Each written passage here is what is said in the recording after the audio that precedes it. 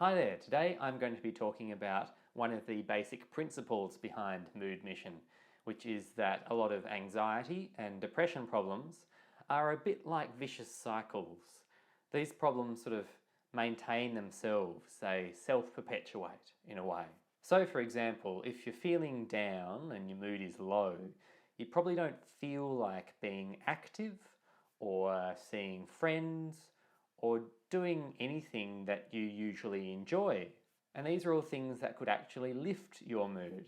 So if you're not doing the things that could lift your mood because you're feeling down, your mood is probably going to stay low and the whole thing goes around and around in a bit of a vicious cycle.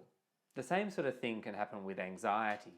For example, say you're feeling a little bit anxious, so your body responds, you start to sweat a little bit, your heart rate goes a little bit higher, your breathing rate might go a little bit higher, you might start to tremble and tense up.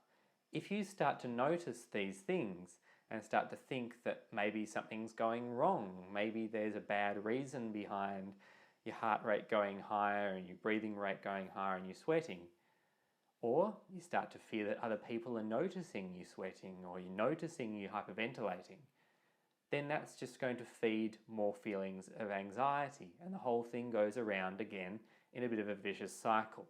Now you may not personally identify with either of these two very specific examples, but there are a whole heap of different cycles like these that people find themselves in. The sorts of cycles that maintain problems with feeling low, having low mood, having anxious thoughts and feelings, and other things related to anxiety and depression.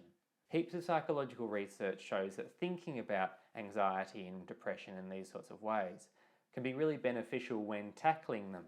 In fact, it's the basis of cognitive behavioural therapy, or CBT, which is the most evidence-based, effective way of dealing with anxiety and depression that we have currently thus far. Clinical psychologists who use CBT help their clients to break these vicious cycles that are maintaining problems with anxiety or depression. Just like working with a psychologist using CBT, MoodMission aims to break the same vicious cycles. The mood missions that you will undertake when you use MoodMission work to disrupt these vicious cycles. I hope this has been a useful way in understanding how MoodMission might work. In future videos we'll talk about how specific missions can help with specific cycles in either anxiety or depression. Thanks for watching and don't forget to support our possible crowdfunding campaign. And we hope that you enjoy using MoodMission.